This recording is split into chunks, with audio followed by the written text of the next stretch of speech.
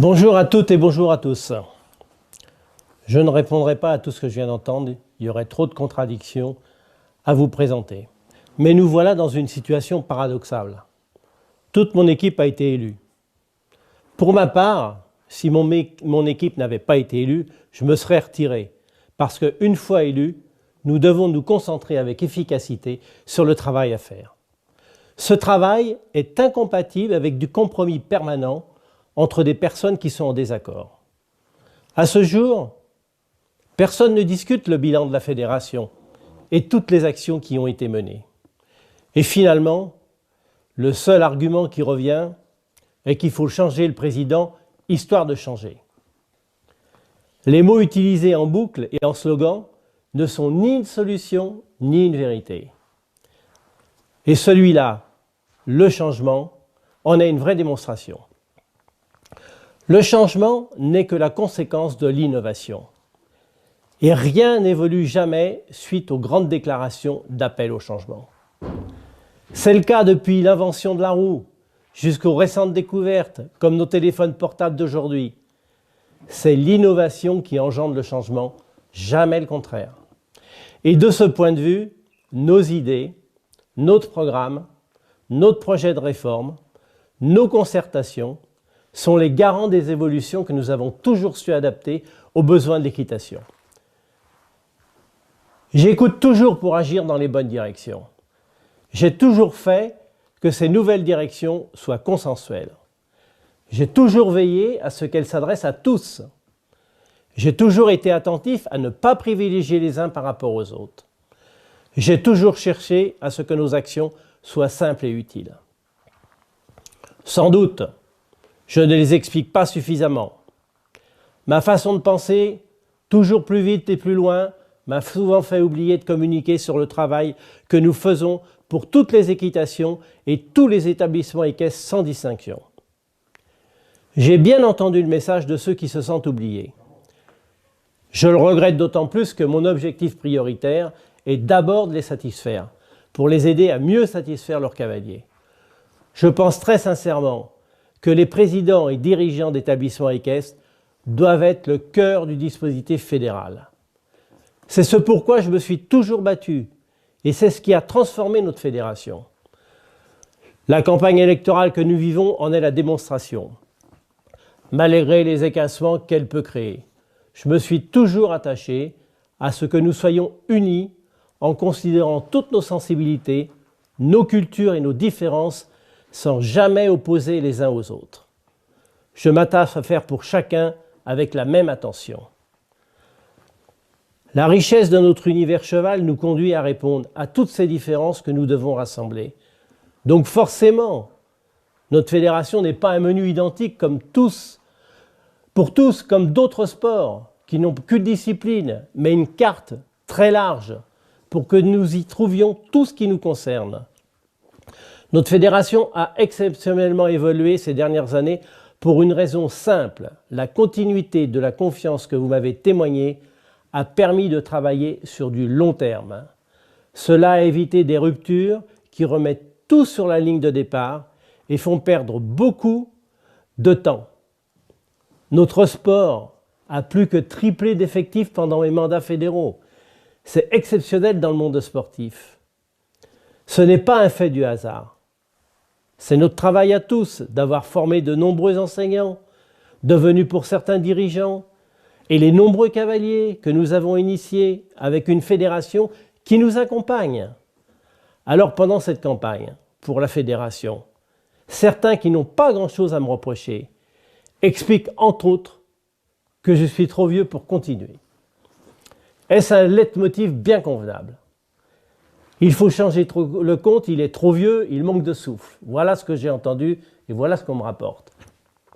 Bien sûr, on est tous maintenant plus vieux qu'hier, mais aussi plus expérimentés, plus aguerris pour demain. Et pour ma part, je n'ai ni faiblesse dans mes projets, comme dans mon énergie à poursuivre avec toute mon équipe le travail positif que vous reconnaissez tous. Bien évidemment, cette campagne, très longue, trop longue, a le mérite de réveiller des demandes que j'ai parfaitement entendues. C'est pourquoi le comité élu, mon équipe dans ce nouveau projet fédéral, à lancer les premières actions que nous vous avions proposées. Les assises des territoires qui doivent, en concertation avec tous, redéfinir les missions et moyens que chaque composante fédérale doit assumer en étant toujours plus efficace et plus près des clubs et de leurs dirigeants. La recherche d'horizontalité que certains réclament ne doit pas mettre de distance entre la fédération et ses clubs, mais faciliter les déclinaisons de toutes les actions fédérales. C'est un vrai challenge pour donner de nouvelles opportunités à ceux qui participent à l'organisation de l'équitation en France.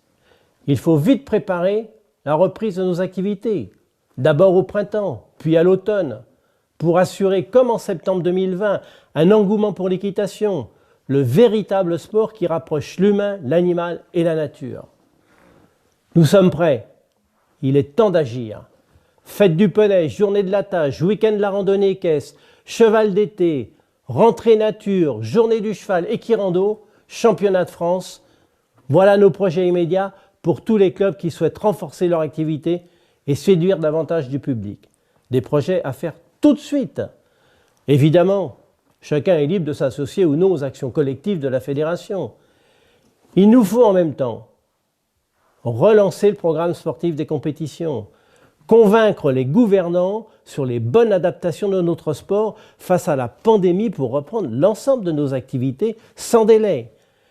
J'ai à cœur que l'équitation se porte bien dans notre pays. J'y suis attaché à titre personnel, comme chacun d'entre vous.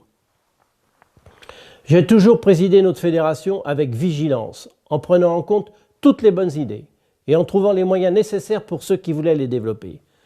J'ai toujours innové en proposant sans imposer pour que nous ayons le choix de faire ou de ne pas faire.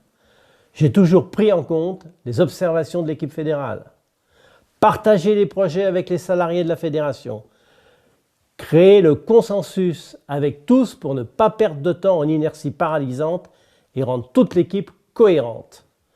À nouveau, avec ce que vous nous avez dit pendant cette campagne, je vais faire encore plus. Actuellement, je suis mobilisé entièrement sur la situation sanitaire qui nous impose de donner priorité à la santé de chacun, mais aussi à l'avenir de nos établissements. C'est pourquoi nous avons été chercher et obtenu des dispositions spécifiques qui nous permettent de continuer à accueillir cavaliers et propriétaires. Pour poursuivre nos activités, même un peu réduites, c'est le meilleur moyen de préserver nos établissements dans ce contexte difficile où la plupart des sports sont à l'arrêt total. Nous venons également d'obtenir une reconduction de l'aide aux établissements équestres de 8 millions d'euros qui seront distribués comme l'été dernier. J'en profite pour vous rappeler qu'il faut le faire votre demande avant le 1er mai. Enfin, nous sommes le seul sport avec une croissance inédite des licences en progression de 5% à la fin mars. J'aime à conduire des projets qui nous aident, avancer chacun dans nos activités, des projets concrets et réalistes. Je commence par la formation. C'est notre affaire à tous, d'abord en tant qu'enseignant, ensuite en tant que formateur, puis en tant qu'employeur. N'oublions pas que la formation, c'est l'acquisition des connaissances et que c'est dans nos clubs que l'on apprend à travailler. Nous ferons les assises de la formation pour définir ensemble les orientations professionnelles, adapter les parcours de formation, sensibiliser les formateurs aux attentes des employeurs, former les dirigeants à accompagner leurs salariés. Bien sûr, dans tous les domaines, nous devons chercher à progresser et la fédération est surtout là pour nous y aider. Je citerai encore ce qui est essentiel à notre développement, les poney clubs. Parce que tout commence à poney. La réussite des années poney fait des cavaliers et des parents prescripteurs à vie de l'équitation. Nous poursuivons la mise en place d'outils pédagogiques et d'événements ainsi qu'une communication spécifique pour les poney clubs. Le tourisme équestre, présidé par Valérie Dalodier, va conduire 100 propositions répondant à l'aspiration nature. La compétition, avec de nouvelles propositions pour tous les groupes de cavaliers, en particulier pour les primo-compétiteurs et les amateurs, et sans casser ce qui existe. La préparation olympique, avec notre équipe de techniciens unanimement reconnue. La question du bien-être animal qui devient un sujet majeur. Nous ferons savoir davantage comment nos poneys et nos chevaux sont bien pris en compte dans nos clubs. Je n'ai pas le temps de lister toutes les pistes, beaucoup touchent aux moyens numériques, notamment pour rapprocher les clubs de la fédération. Sans faire un catalogue de promesses, J'ai toujours fait davantage pour vous accompagner sans turbulence, dans le consensus général et en concertation, en maintenant la place de nos clubs au cœur de la fédération. Vous connaissez mon parcours, vous connaissez mon action, mes compétences et mon engagement.